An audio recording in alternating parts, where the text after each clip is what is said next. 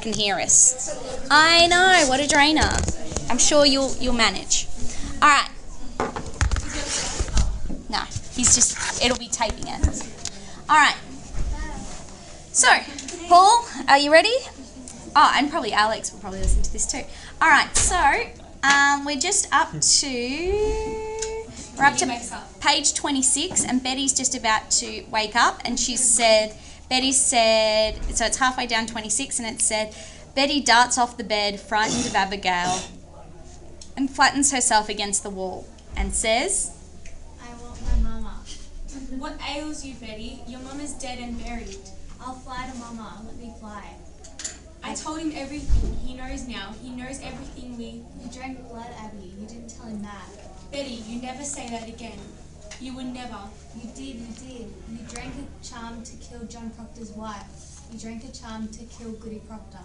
Shut it. Now shut it. Mama. Now look you, all of you, we danced, and Tituba conjured Ruth Putnam's dead sisters. And that is all. And mark this, let either of you breathe a word, or the edge of a word, about the other things, and I will come to you in the black of some terrible night, and I will bring a pointy reckoning that will shudder you.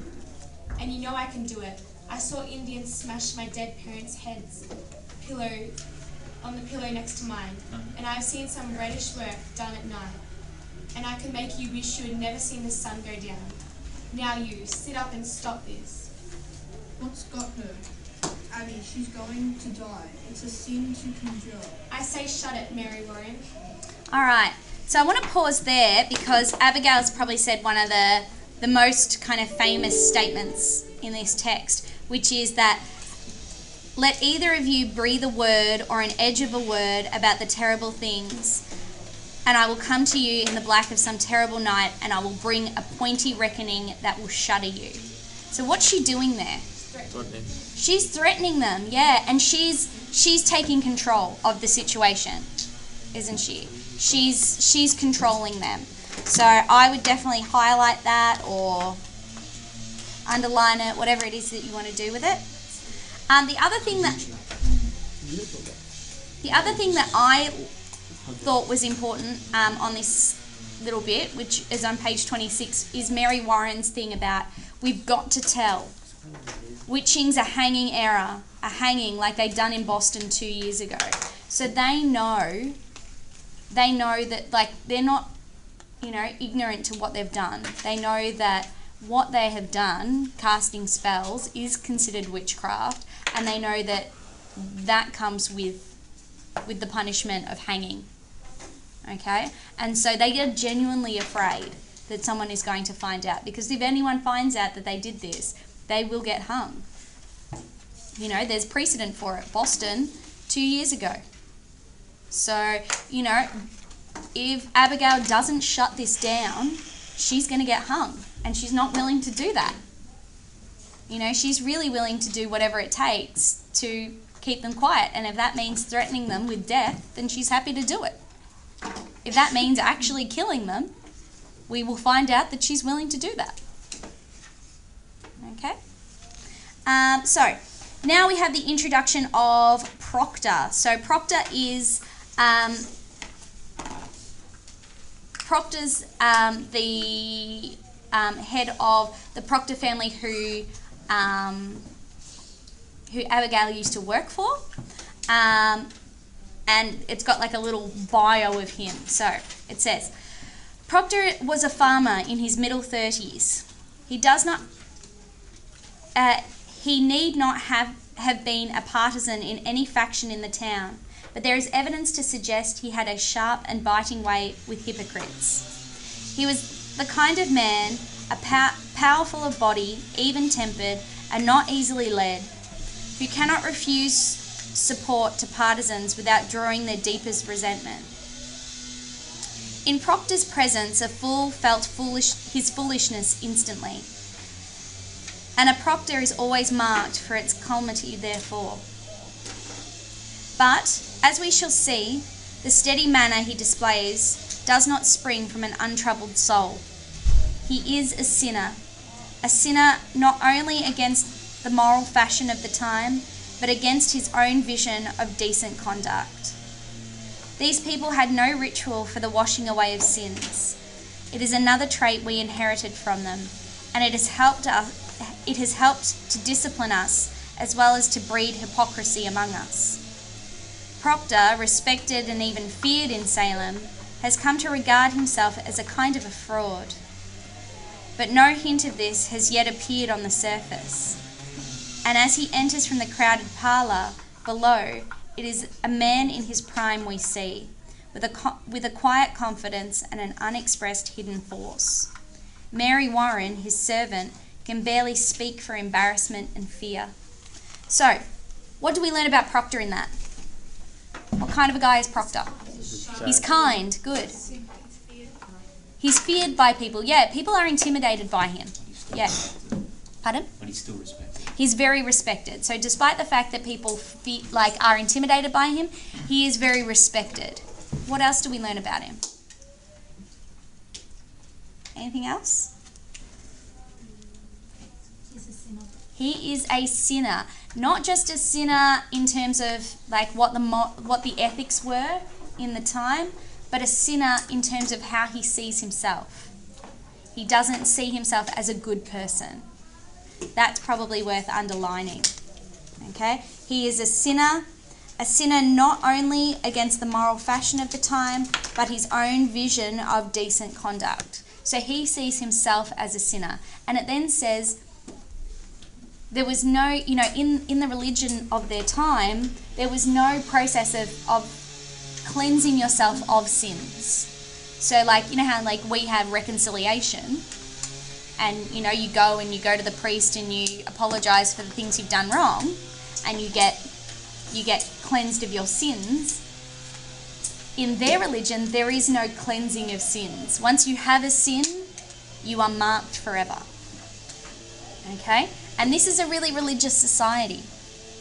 So, to see himself as somebody who is a sinner is something heavy for him to carry. And I think what's interesting is what comes after it, where he starts talking. The author is actually talking to the reader, isn't he? And he says, it is another trait that we inherited from them, and it has helped us to discipline us as well as to breed hypocrisy among us. What does that mean? So he's talking to the people in the 1950s who are watching this play for the first time. I know.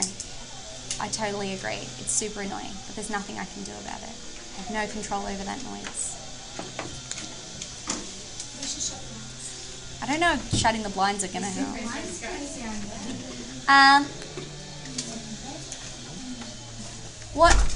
What's he talking about, this hypocrisy? What's he talking about, hypocrisy? People being hypocrites. Yeah, that people, that people back in those days pretended like they were saints, but actually they were the ones committing the most sins. People like Mr. Putnam and Mr. Paris, who do sin but pretend that they're not. And he's saying the same thing happens now, that people who pretend like they're faultless, pretend like they're the most moral people, but actually they're the ones committing the real sins. Does that make sense? So he's kind of hinting at what's happening in his world now. All right, so we've already got a Mary Warren, but we do need a proctor. Does someone want to be a proctor? Wonderful. So let's go from Mary Warren. I'm just going home, Mr. I'll try my Proctor. best. Go for it. Proctor. Proctor. Oh, be you foolish, Mary Warren, be you deaf. I forbid you leave the house, did I not? Why shall I pay you? I'm not looking for you. I'm looking for you more often than my cows. I only come to see the great doings in the world.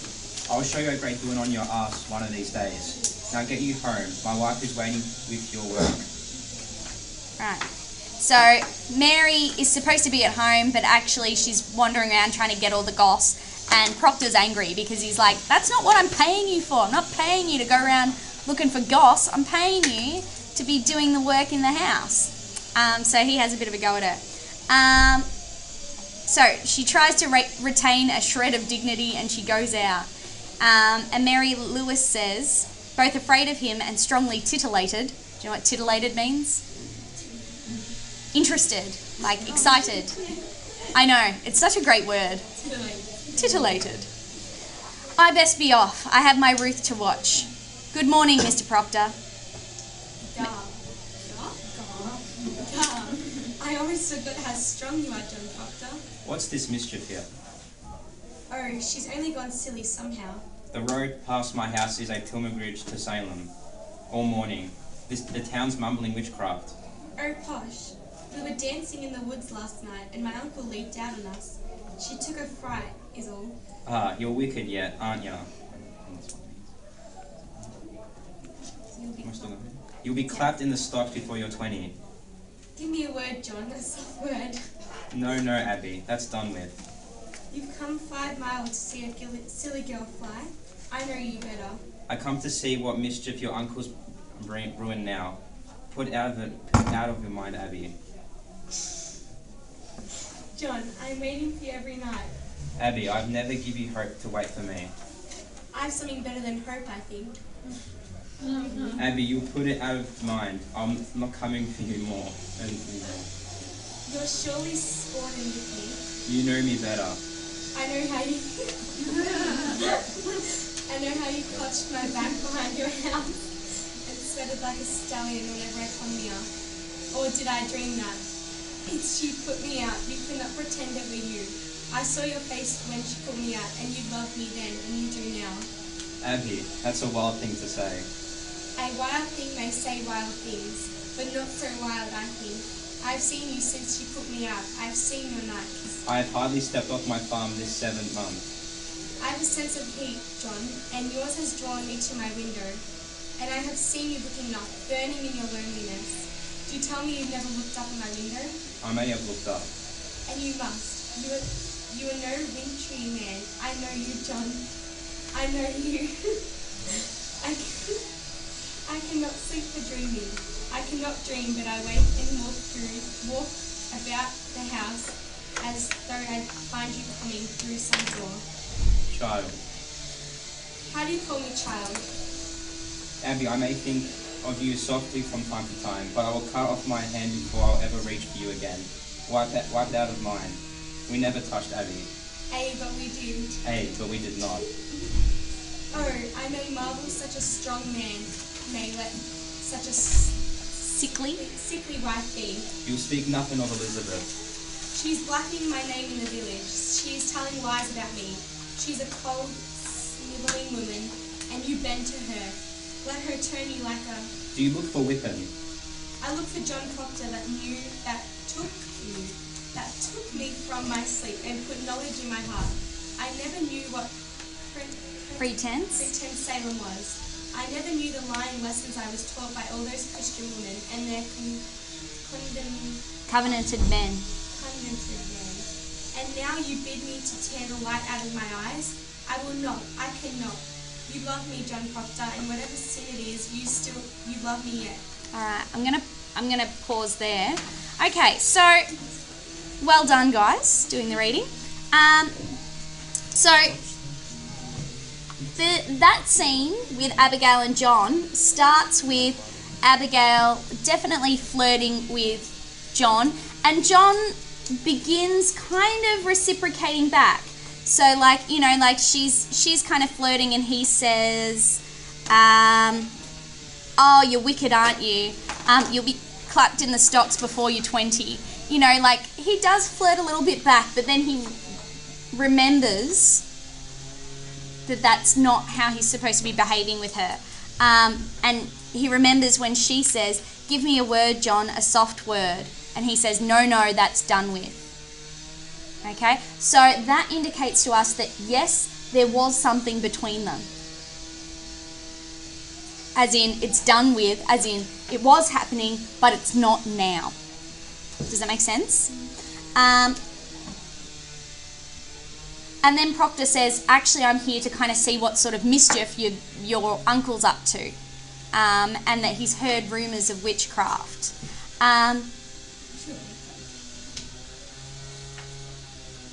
And Abigail is trying to kind of win him back and kind of talking about, you know, the times that they had together and trying to, you know, really kind of, I guess, get him to see her again in that kind of sexualized light. You know, like she says, a wild thing may say wild things. You know, she's trying to be seductive. And you can kind of imagine that she's this kind of like 15-year-old girl trying to be sexy, and it's just like, to like a 30-year-old man, and it's just like, yeah, it's not cutting it. You know, he's woken up to this.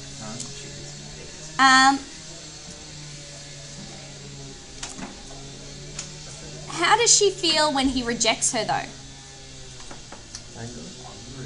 Angry. Yeah, she is. She gets really angry. So so if you go to the bottom of page 29, he says, I may think softly of you from time to time, but I will cut off my hand before I will ever reach for you again. Okay?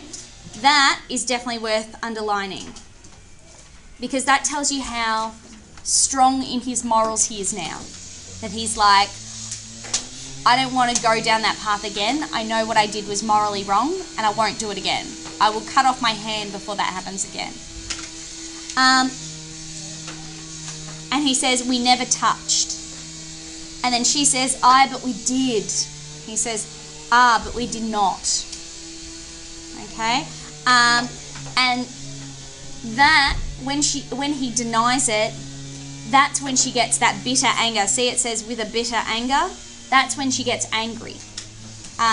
And what did I tell you about Year 8 girls? You do not want them angry. An angry Year 8 girl is a dangerous object. Okay? You need to stay the hell away from them. Okay? They're like molten lava when they're angry. You got to just back up and shield the children.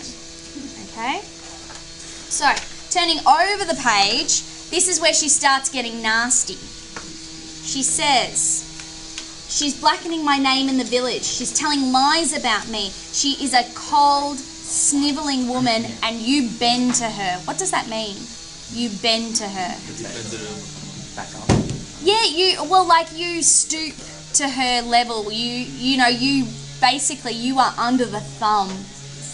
You know, you're under the thumb. She's wearing the pants in that situation. You bend to her. Anything that she wants, you give her. Okay? So this is where she's getting nasty. Okay?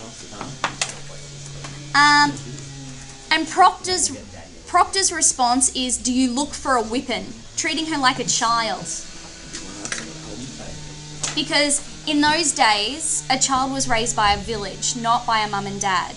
So if someone in your village had seen a child misbehaving, they would whip that child. Okay? Because everybody raises a kid. Okay? And so he treats her like a child and says, do you need a whipping? And her response, notice her response is in tears. She's angry and she's frustrated and she's hurt. Because remember, this is probably, I'll just wait. This is the first person that she's probably ever loved. Does she really love him? She does love him. Yeah. She's just screwed up. This is probably the first person that she's loved and the first person that she's ever had sex with, and remembering that she's actually broken a commandment to have sex with him, hasn't she? She's broken her deal with God because you're not supposed to have sex before marriage. That's like normal Christian rules, isn't it? I'll just wait. So that's a big deal. She has gone and committed a sin for him. So she's not going to let go that easy. You know, she's committed adultery with him. She's not going to let go that easy. So, and she then says, John Proctor took me from my sleep and put knowledge in my heart. I never knew what pretense Salem was. Pretense meaning like what a lie it was. I never realised what a lie Salem was. I never knew the lying lessons I was taught by all these Christian women. So she feels like spending time with John has made her realise that the way that society expects her to behave is a lie. And she can't just go back and pretend that didn't happen. Okay? So, this all happens, and then we'll find Betty starts to wake. Abigail, off you go. Betty? What's she doing, girl? What ails you? Stop that wailing. Paris? What happened? What happens? What are you doing to her? Betty? Abigail? Abigail? It's alright, we're moving forward. Go for it. She heard you singing and suddenly she's up and screaming. The psalm. Psalm. She cannot bear to hear the Lord's name. No, God forbid. Mercy runs to the doctor. Tell him what's happened here. Mark it for a sign. Mark it. Okay, so Betty's woken up, and Mrs. Putnam says she's woken up because she can't stand to hear the Lord's words that was going on outside, the praying that was going on outside. She can't bear. Again, Mrs. Putnam is really encouraging this idea of witchcraft, isn't she? Because she wants it to be witchcraft because it makes her seem better. Okay? Now, we need a Rebecca Nurse. Who would like to be Rebecca Nurse? She's a lovely person, so don't panic. I'm not going to... Wonderful, Rebecca Nurse. And I need a Giles. He won't say much, but he can... Matt, you're Giles. You're going to do a great job. You've got one line. Right. We'll go from Putnam saying, that is a notorious sign of witchcraft, Goody Nurse. A prodigious sign. My mother told me that when they cannot bear to hear the name of Rebecca, go to her. We are lost. She suddenly cannot bear to hear the Lord's. there is heart sickness here. Giles. Sorry, Corey, so please to keep it quiet. I've not said a word. No one here can testify I've said a word. Is she going to fly again? I hear she flies. Man, be quiet now. Everything is quiet. Rebecca walks across the room to the bed. Now, Rebecca Nurse is an elderly woman in the village, and she's very well respected. Does she get into? Yep. Betty is quietly whimpering, eyes shut. Rebecca simply stands over the child, who gradually quiets. And while they are so absorbed, we may put in a word for Rebecca. Rebecca is the wife of Francis Nurse, who, from all accounts, was one of those men for whom both sides of an argument had to have respect. He was called upon to arbitrate disputes as though he was an unofficial judge, and Rebecca also enjoyed the high opinion most people had for him. By the time of the delusion, they had 300 acres. Their children were settled in separate homesteads within the same estate. However, Francis had originally rented the land, and one theory has it that, as he gradually paid for it and raised his social status, there was those who resented his rise. Another suggestion to explain the systematic campaign against Rebecca, and inferentially against Francis, is the land war he fought with his neighbours, one of whom was a Putnam. This squabble grew to proportions of a battle in the woods between the partisans on both sides, and it is said to have lasted for 2 days. As for Rebecca herself, the general opinion of her character was so high that to explain how anyone dared to cry her out for a witch, and more, how adults could bring themselves to lay hands on her, we must look to the fields and the boundaries of that time. As we have seen, Thomas Putnam's man for the Salem ministry was Bailey. The Nurse clan had been in the faction that prevented Bailey from taking office. In addition, certain families allied to the Nurses by blood or friendship and those whose farms were contiguous to the nurse farm or close to it, combined to break away from Salem town authority and set up in Topsfield a new independent entity whose existence was resented by the old Salemites. That guiding hand behind the outcry was Putnam's, is indicated by the fact that as soon as it began, this Topsfield nurse faction absented themselves from church in protest and disbelief. It was Edward and Jonathan Putnam who signed the first complaint against Rebecca. Thomas Putnam's little daughter was the one who fell into a fit at hearing and pointed to Rebecca as her attacker. To top it all, Mrs. Putnam, who was now staring at the bewitched child on the bed, soon accused Rebecca's spirit of tempting her to iniquity, a charge that had more truth in it than Miss Putnam could know.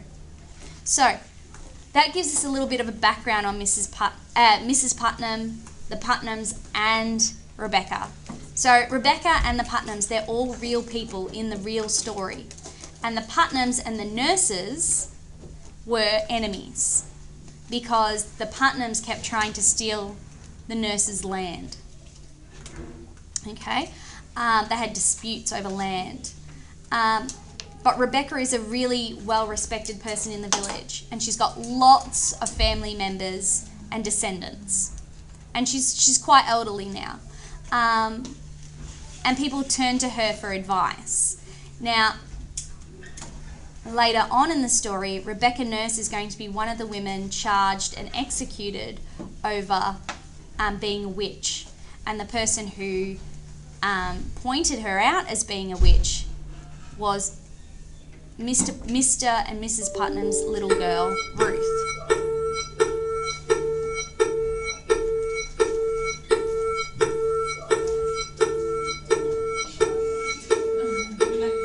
That went extra long. It did go extra long. So Ruth is the one that sets Rebecca Nurse up to be a witch. Very suspicious, considering that those families are enemies. Very suspicious indeed. Okay, so now that we have that little side note, we go back to Mrs. Putnam. What have you done? What do you make of it? What do you make of it, Rebecca? Goody Nurse, will you go to my Ruth and see if you can wake her? I think she'll wake in time. Pray calm yourselves. I have 11 children and I am 26 times a grandma, and I have seen them all through their silly seasons, and when it comes on, they will run the devil Bow-legged. keeping up with their mischief. I think she'll wake when she tires of it. A child's spirit is like a child. You can never catch it by running after it. You must stand still, and for love, it will soon itself come back. Alright, that's the truth of it, Rebecca. This is no silly season, Rebecca. My Ruth is bewildered. Rebecca, she cannot eat. Perhaps she is not hungry yet. I hope you are not decided to go in search of loose spirits. Hope you are not decided. Oh no. I heard promise. That's where you're up to. I heard promise of that outside. Our wide opinions running in the parish that the devil may be among us. Then I would satisfy them that they are wrong. Then let you come out and call them wrong. Did you consult the wardens before you called this minister to look for devils? He is not coming to look for devils. Then what's he coming for? Oh, sorry. There be children dying in the village, mister. I see none dying. This society will not be a bag to swing around your head, Mr. Flynn. Did you call a meeting before you? I am sick of meetings. Cannot a man turn his head without he having a meeting? He may turn his head, but not to hell. Pray, John, be calm. Mr. Paris, I think you'd best send Reverend Hale back as soon as he comes. This will set us all to arguing again in society, and we thought to have peace this year. I think we ought rely on the doctor now and good prayer. Rebecca, the doctor's baffled. If so he is, then let us go to God from the cause of it. There is prodigious danger in the seeking of loose spirits. I fear it. Let us rather blame ourselves and How may we blame ourselves? I am one of 9 sons. The Putnam seed have peopled this province. And yet I have but one child left of 8, and now she shrivels. I cannot Fathom, yeah. But I must. You think it God's work, you should never lose a child, nor grandchild either. And I bury all but one. There are wheels within wheels in this village, and fires within fires. When Reverend Hale comes, you will proceed to look for signs of witchcraft here. You cannot commend Mr. Paris. We vote by name in the society, not by Acreage. That means land. Yes, it means the amount of land you've got. I never heard you worried. I never heard you worried so on this society, Mr. Proctor. I did not think I saw you at Sabbath meeting since the snow flew. I have trouble enough with that. I come 5 miles to hear from him. Preach only hellfire and bloody damnation. Take it to heart, Mr. Paris. There are many others who stay away from church these days because he hardly ever mentioned God anymore. Why is that drastic? Why is that? Why? That's a drastic change. Yep. It's somewhat true. There are many that fail to bring their children. I do not preach for children. Rebecca, it is not the children who are unmindful of their obligations toward the ministry. Are there really those unmindful? I should say the better half of Salem Village. And more than that. Where is my wood? My contract provides I be supplied with all my firewood. I am waiting since November for a stick, and even in November I had to show my frostbitten hands like some London beggar. You are allowed. You're allowed £6 a year to buy your wood, Mr. Paris. I regard that £6 as part of my salary. I am paid little enough without I spend £6 on firewood. 60 plus 6 for firewood. The salary is £66. Mr. Proctor, I am not some preaching farmer with a book under my arm. I am a graduate of Harvard College. And well instructed in arithmetic. Good. Mr. Corey, you will far for a man of my kind at £60 a year. I am not used to this poverty. I left a Thrifty. business in the Barbados. Bedos. Yeah. Oh, okay. Yeah. Sorry. To serve the Lord. I do not Fathom it. Why am I persecuted here? I cannot offer one Proposition. but there be howling fire of argument. I've often wondered if the devil be in some. I cannot understand you people otherwise. Mr. Paris, you are the first minister ever did demand the deed to this house. Man, don't a minister deserve a house to live in? To live in, yes, but to ask ownership is like you shall own the meeting house itself. The last meeting I were at, you spoke so long on deeds and mortgages, I thought it were an auction. I want a mark of confidence, is all. I am your 3rd preacher in 7 years. I do not wish to be put out like the cat whenever some majority feels the wind. You people seem not to comprehend that a minister is the Lord's man in the parish. A minister is not being so to be so lightly crossed and contradicted. Aye. There is either obedience or the church. Will be on like hell is burning. Can you speak 1 minute without we land in hell again? I'm sick of hell. It's not for you to say what is good, for you to hear. I may speak my heart, I think. What are we? Quakers? Did I say that? Yeah. What are we? Quakers? We are not Quakers here yet, Mr. Proctor, and you may tell that to your followers. My followers? There is a party in this church. I am not blind. There is a faction and a party. Against you? Against him and... Oh, that's you, sorry. Against him and all authority. Why? Then I must find it and join it. He does not mean that. He confessed it now. I mean it solemnly? Solemnly. Yeah. Rebecca, I like not the smell of this authority. No, you cannot break charity with your ministry. You are another kind, John. Clasp his hands, make your peace. I have a crop to sow and a lumber to drag home. What say you, Giles? Let's find the party. He says there's a party. I've changed my opinion of this man, John. Mr. Paris, I beg your pardon. I never thought you had so much iron in you. Nice thank you, Giles. Is it Giles or Giles? Giles. It's alright. Giles? Suggest to the mind what the trouble would be among us all these years. Think on it. Wherefore is everybody suing everybody else?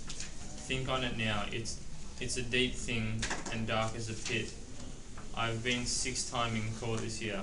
It is the devil's fault that a man cannot say you good morning without you clap from defamation. You're old, Giles, and you're not hearing so well as you did.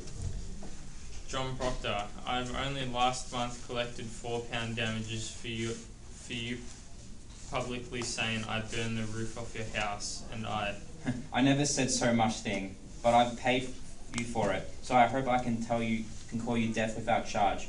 Now come along, Giles, and help me drag my lumber home.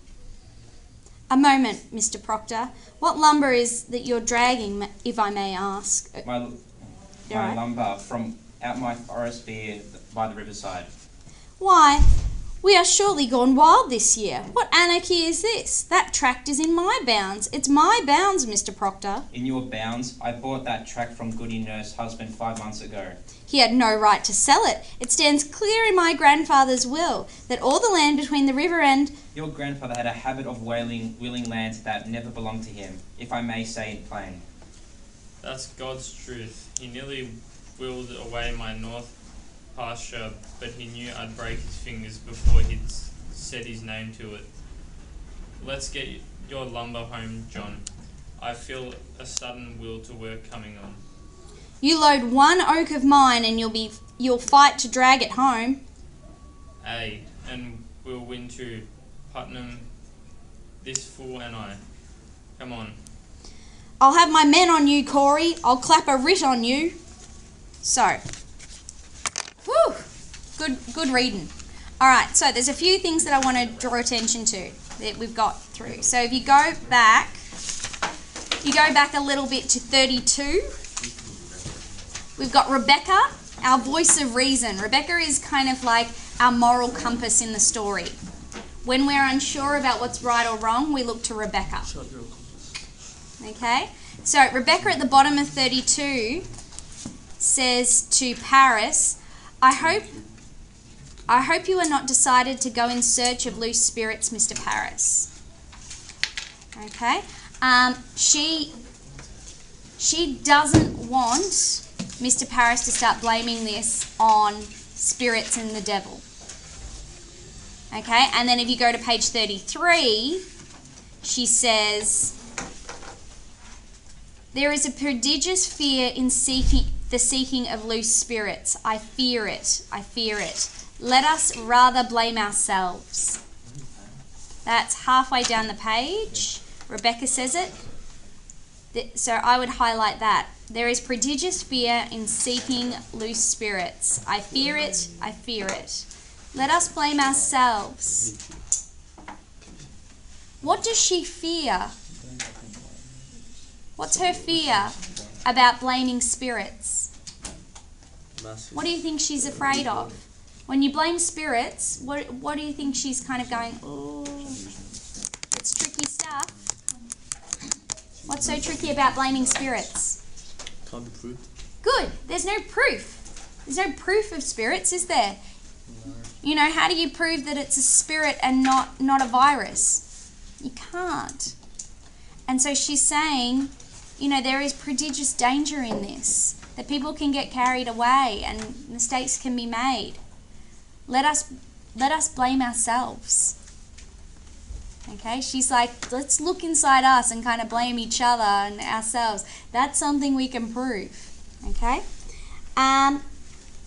Then we go further down to the bottom of 33, and this is where things start getting really sticky in this situation, doesn't it?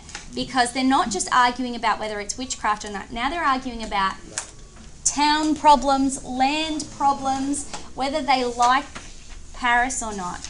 And Proctor makes it very clear that he does not like Paris, does he? Why doesn't he like Paris? Why doesn't he like Paris? He seems like such a good guy. Because he doesn't talk about God. He doesn't talk about God. What does he talk about? Like Money and hell.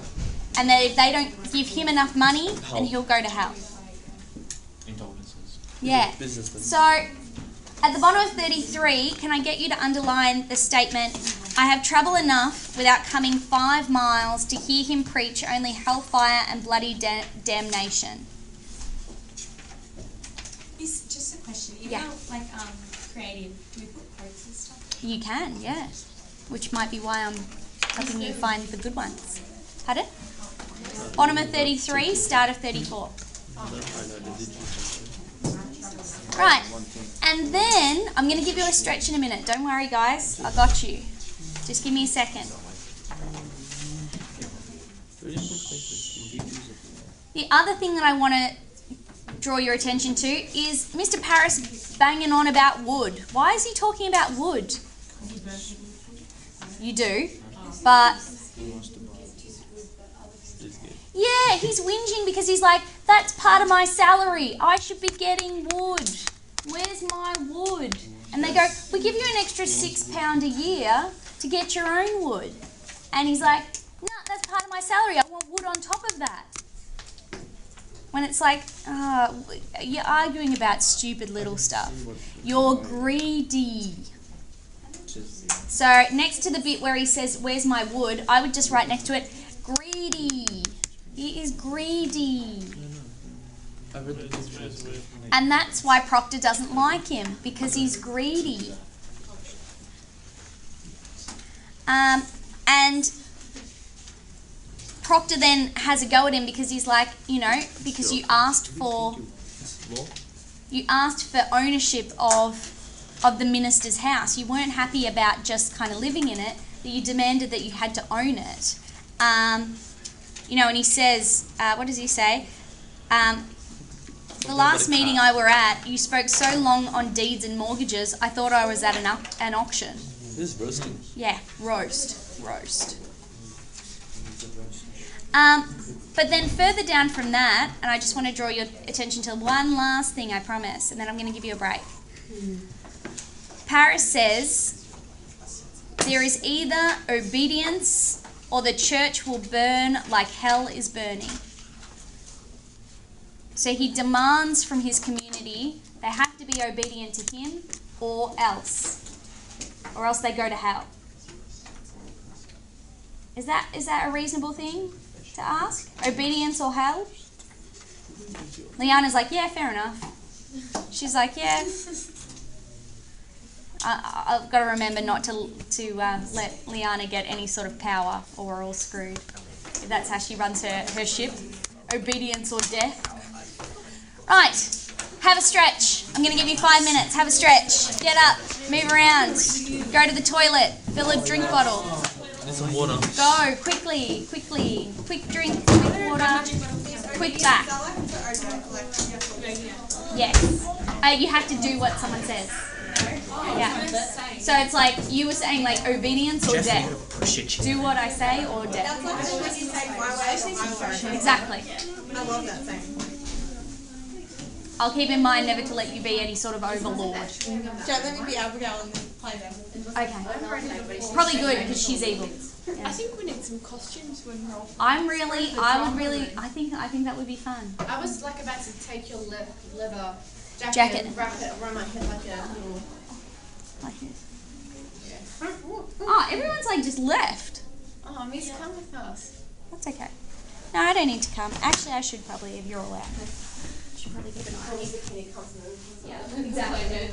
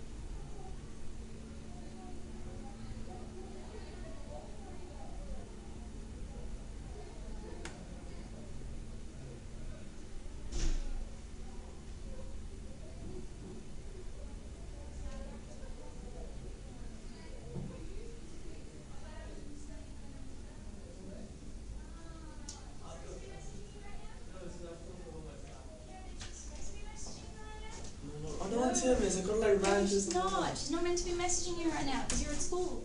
Yeah, but you know. Oh, I'm thirsty, man.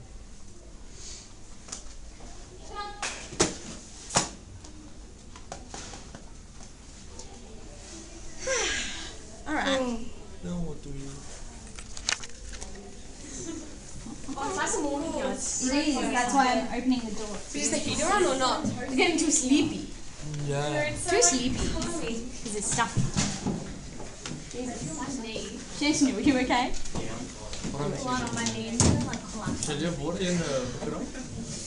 Chuck some water. I need some water. I'm not giving you. No, I give my coke. Just go. She said no. Yeah, because he spent all the time in the toilet texting his mum. Whose fault is that? Give us.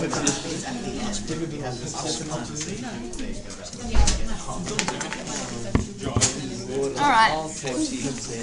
Exactly. I mean, water is good. Could have knocked you out when I was Okay, dokie. water. Hello. Let's do it. This it's anyway.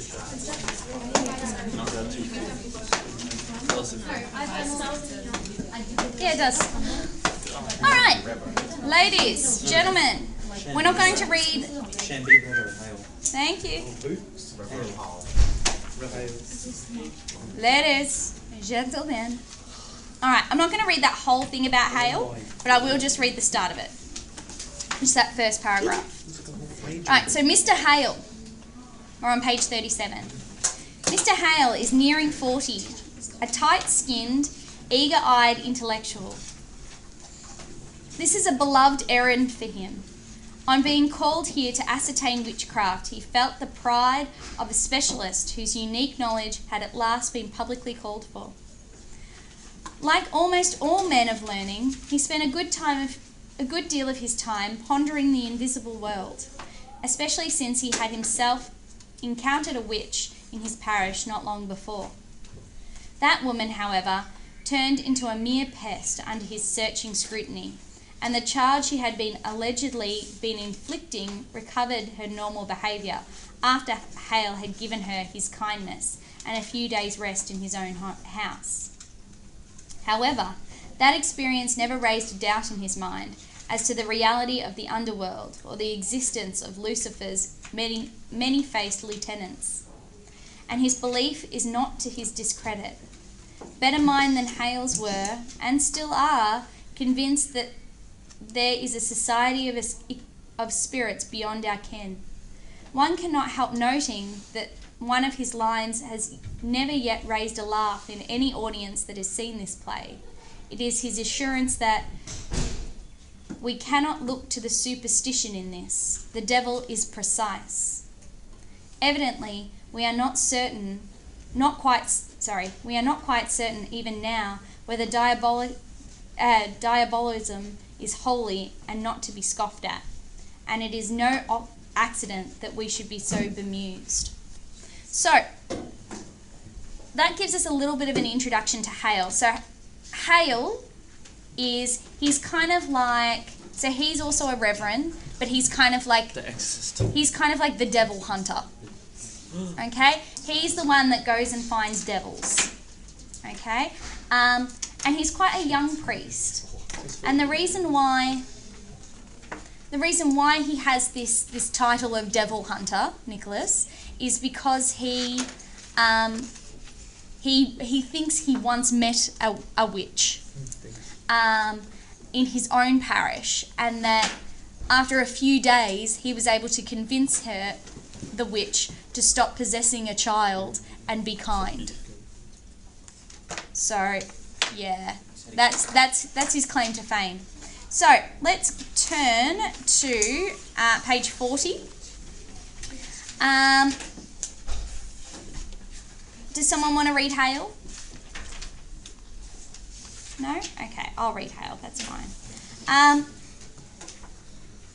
So he appears to he's appeared in a cart, and he's unloading half a dozen heavy books.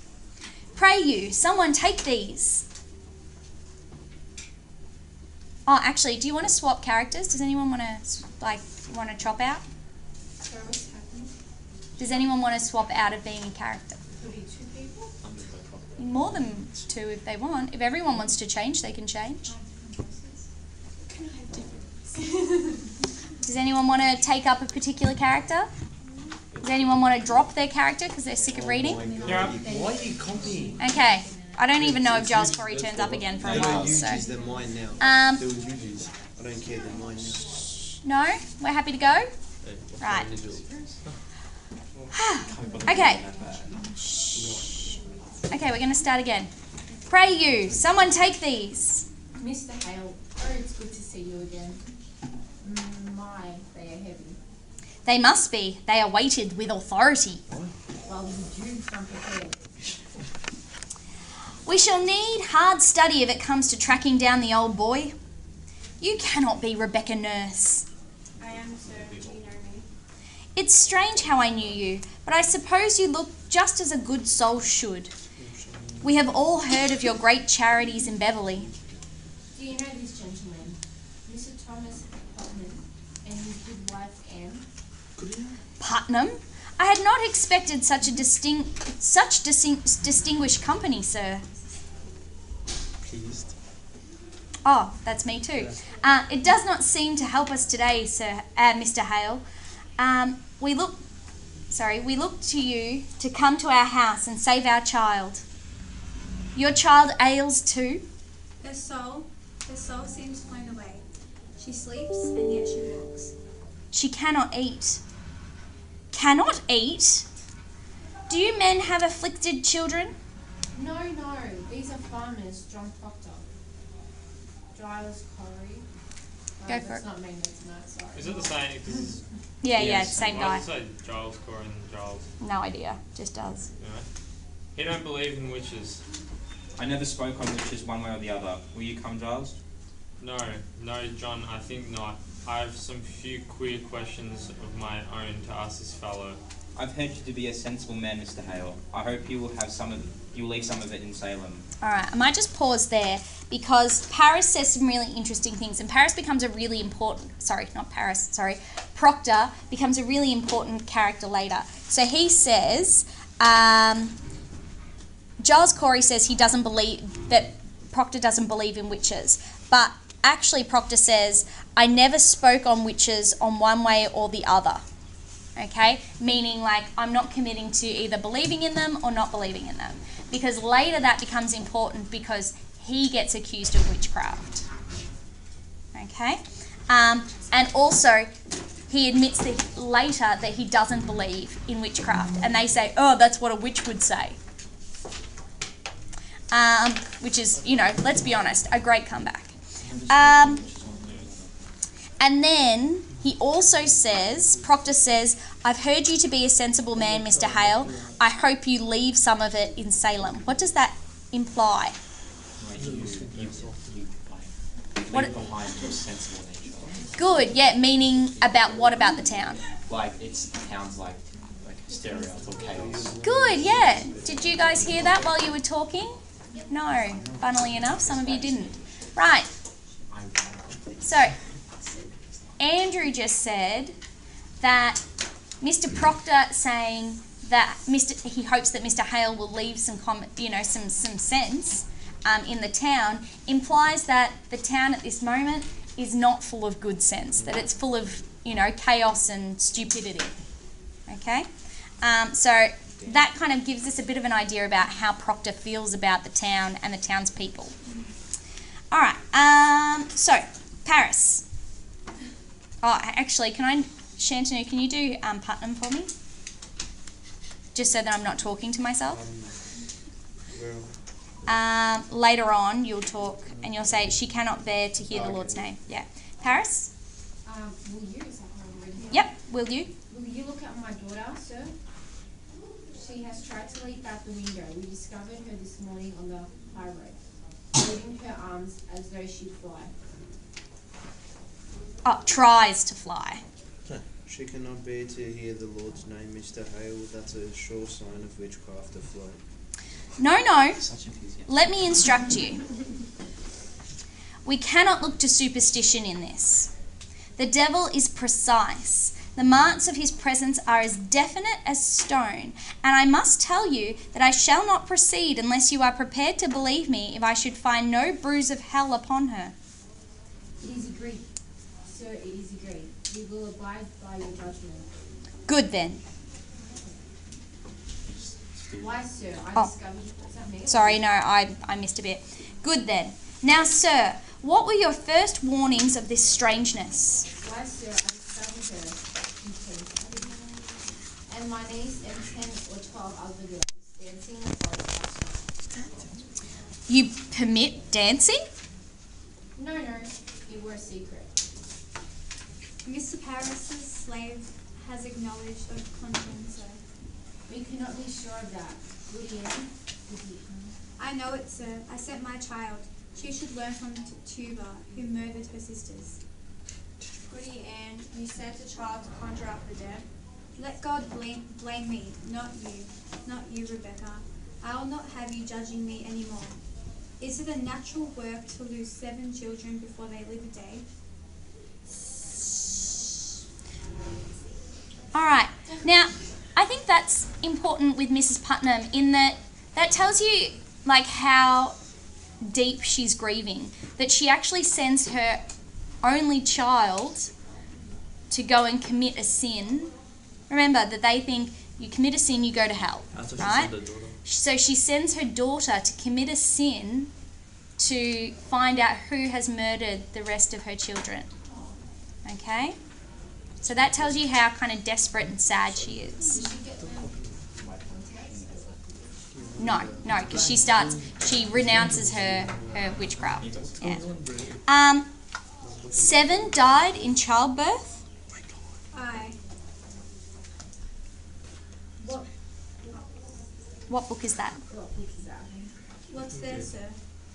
Here is all the invisible world, caught, defined, and calculated. In these books, the devil stands stripped of all his brute disguises. Here are all your familiar spirits, your incubi and succubi, your witches that go by land, by air, by sea, your wizards of the night and of the day. Have no fear now. We shall find him out if he's come among us, and I mean to crush him utterly if he has shown his face. Will it hurt the child, sir? I cannot tell. If she is truly in the devil's grip, we may have to rip and tear to get her free. I think I'll go then. I am too old for this. Why, Rebecca? We may open up the boil of all our troubles today. Let us hope for that. I go to God for you, sir. Or hope you do not mean we go to Satan here. I wish I knew. Come, Mr. Hale, let's go in, sit here. Mr. Hale, I've always wanted to ask a learned man, what signifies the reading of strange books? What books? I cannot tell, she hides them. Who does this? Martha, my wife, I have walked at night many a time and found her in a corner reading of a book. Now what do you make of that? Why, that's not necessarily... It discomforts me. Last night, mark this. I tried and could not say my prayers. And then she closed her book and walks out of the house. And suddenly, mark this, I could pray again. Okay. All right, now I just want to pause here and talk about Rebecca again. So Rebecca is supposed to be our moral compass. What is interesting about what she has just been talking about? What's interesting about what she's just said? Yep. She doesn't want to part in this. She feels uncomfortable about this whole situation, and that's why she wants to leave. She doesn't want to be a part of this. Okay? And if she's our moral compass and she doesn't want to be a part of this, what are we supposed to feel about it? That we're supposed to feel like this is a bad idea. Yeah. Because she thinks it's a bad idea. And interestingly, she says, Paris says, you know, why, Rebecca, you should stick around because this is going to be like, this is going to solve all our problems. He compares it to a boil. Do you know what a boil is? Like the Black Plague? Or? Yeah, like the Black Plague. A boil is like a pimple. Yeah, so you know, like a pimple, and you get like, yeah, you get like a pimple, and then you squeeze the pimple, and the pus comes out. Yeah, we know. You guys are teenagers, you know. You're pointing right where mine is. Oh, mate, mine are always on my chin. Anyway, oh, it's the worst. Anyway, we can talk about pimple extraction later. So, Kathy, stay focused. But he's talking about their town being like a boil, and that this exorcism, this getting rid of witches, might be like squeezing a boil, squeezing a pimple, and like getting rid of all the badness that's inside. Okay? And she says, let us hope for that. Maybe this will be good. She doubts it though. That's why she says, let us hope. And then she says, I go to God for you, sir. Meaning, I'm going to pray for you. Okay? And Paris kind of misunderstands it and says, I hope you don't mean we go to Satan here. As in, like, why? Do you think that we need praying for because we're doing something bad? And Rebecca says, I wish I knew. So she hints to us that she thinks that this is actually the sinful thing to do. You know, blaming, calling people witches is the bad thing to do. Not what's actually going on, the sickness. Okay? So, then the last thing that happens is just a little kind of side story that's going on with Giles Corey. So Giles Corey then goes to Mr. Hale and says, look, my wife really likes reading. Now, a woman reading is a very unusual thing in these days.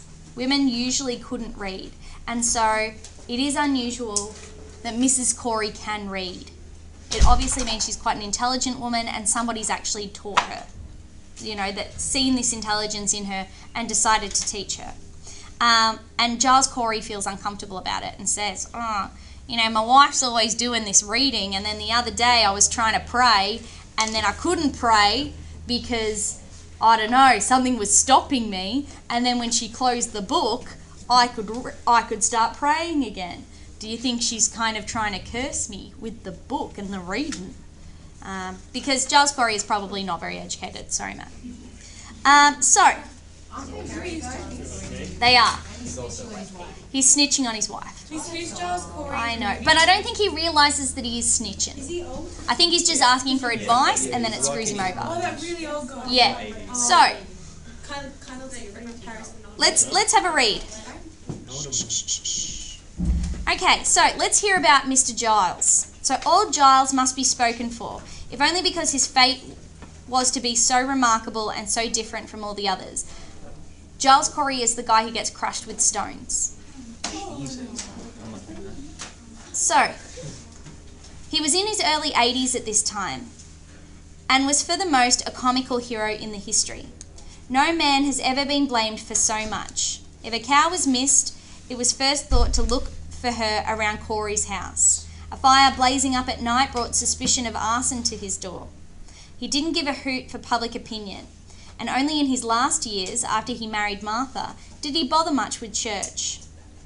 That he stopped his prayer is very probable, but he forgot to say that he'd only recently learned any prayers, and it didn't take much to make him stumble over them. He was a crank and a nuisance, but withal was a deeply innocent and brave man. In court once, he was asked if it was true that he'd been frightened by the strange behaviour of a hog, and had then said that he knew it to be the devil in animal's shape. What, it frightened you? He was asked. He forgot everything but the word frighted, and instantly replied, I do not know that I ever spoke that word in my life. Okay, so this guy he's not a super educated man, he's not a bad person, but he's kind of like the village crank. Like he's a bit of a grumpy bugger. Alright, we'll continue. Hale.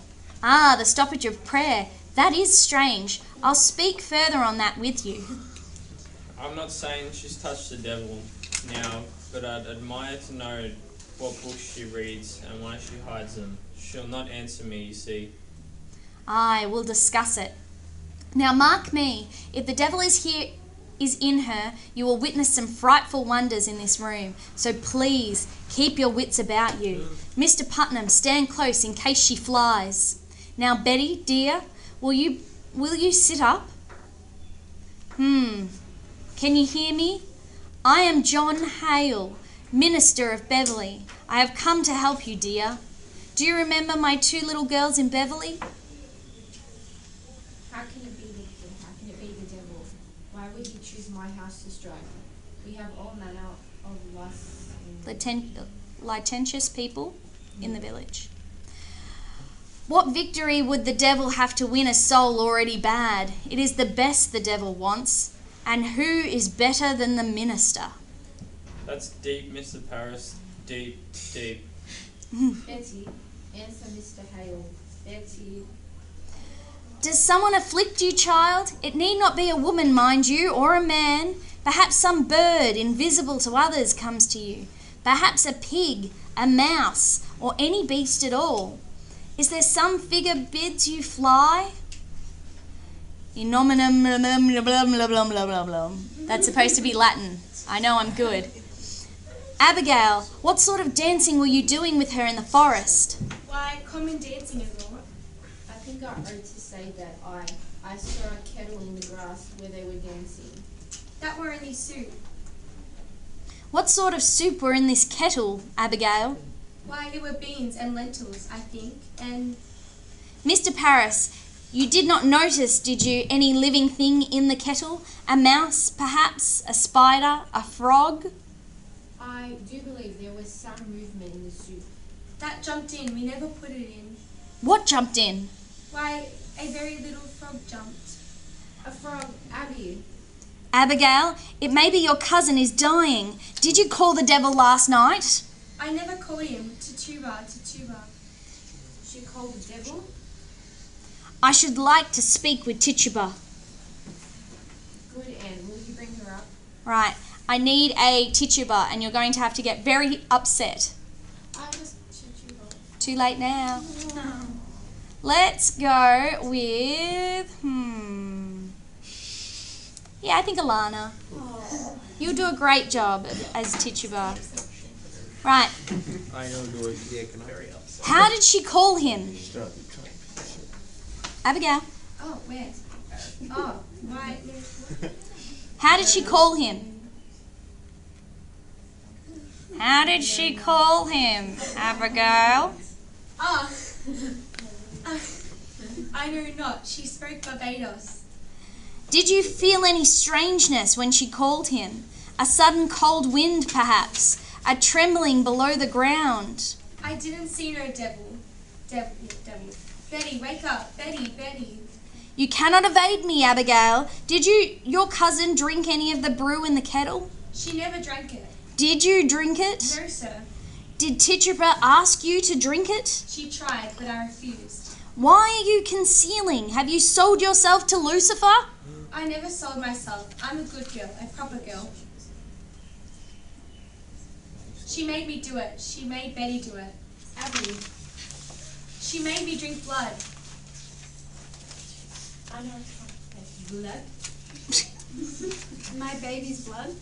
No, chicken blood. I gave she chicken blood. Woman, have you enlisted these children for the devil? No, sir. I don't trunk with no devil. Why can she not wake? Are you silencing this child? I love me, Betty.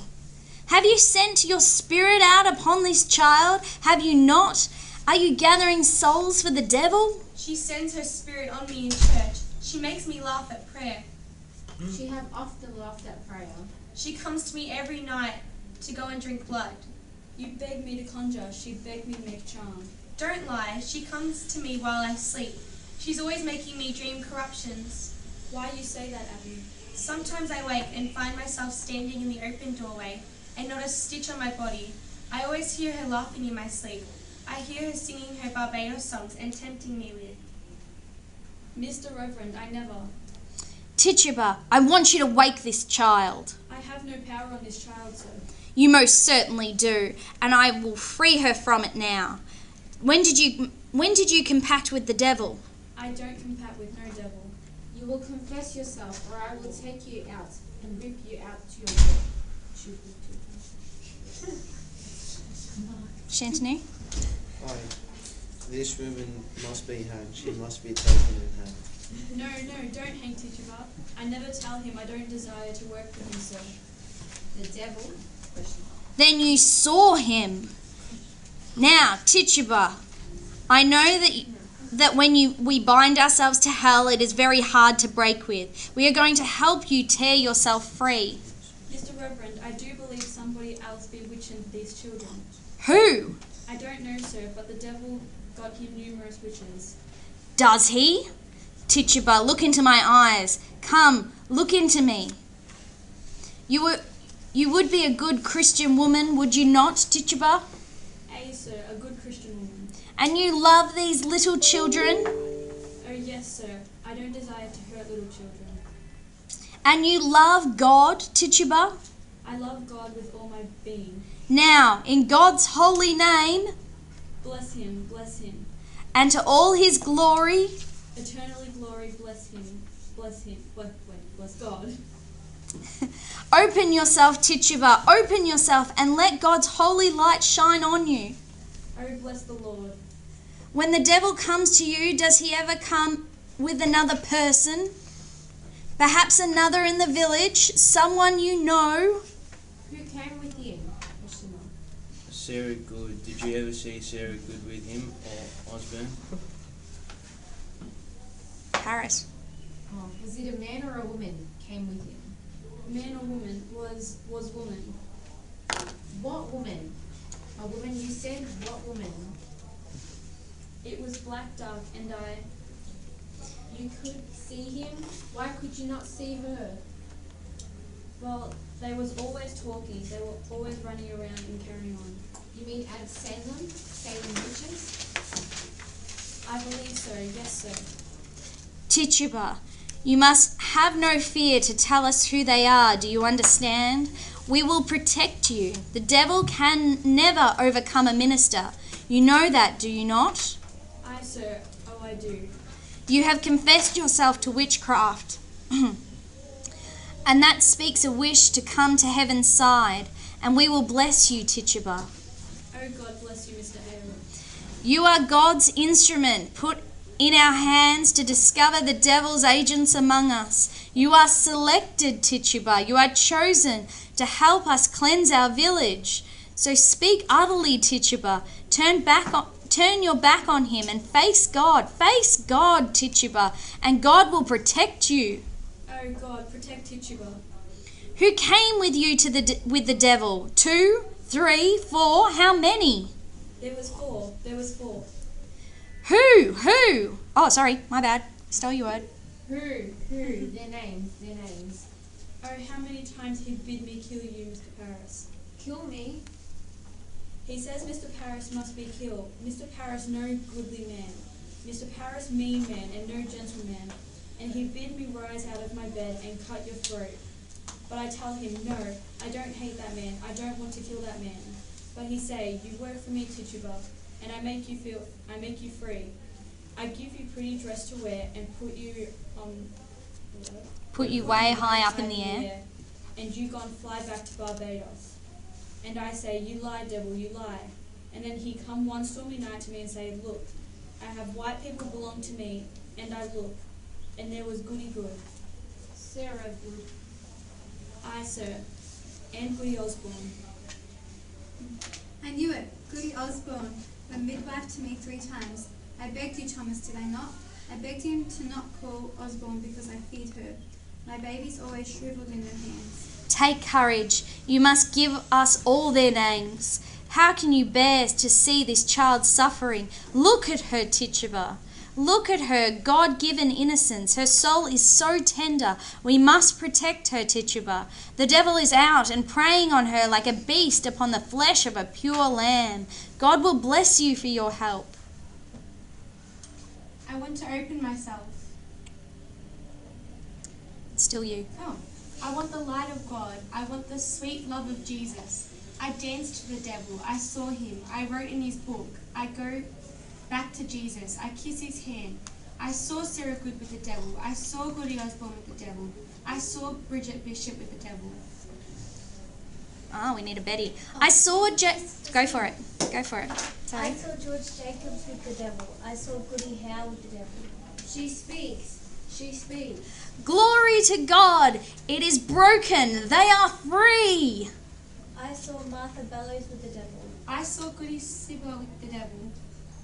The marshal, I'll call the marshal. I Betty? saw Alice Barrow with the devil. Let the marshal bring the irons. I saw Goody Hawkins with the devil. I saw Goody Bible with the devil. I saw Goody Booth with the devil. All right, so that is Act 1. Woo! Smoked it.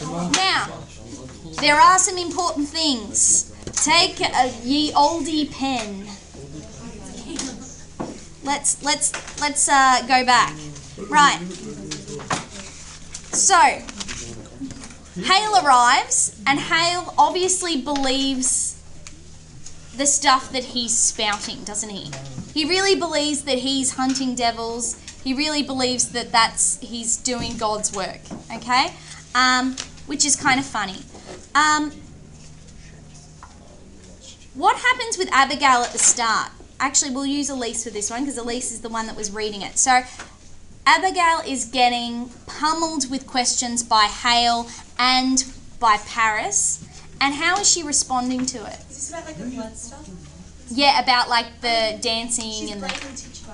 Yeah, so she responds to it first by kind of like denying it, talking it down. We were just dancing, there was nothing. Yes, maybe a frog did jump.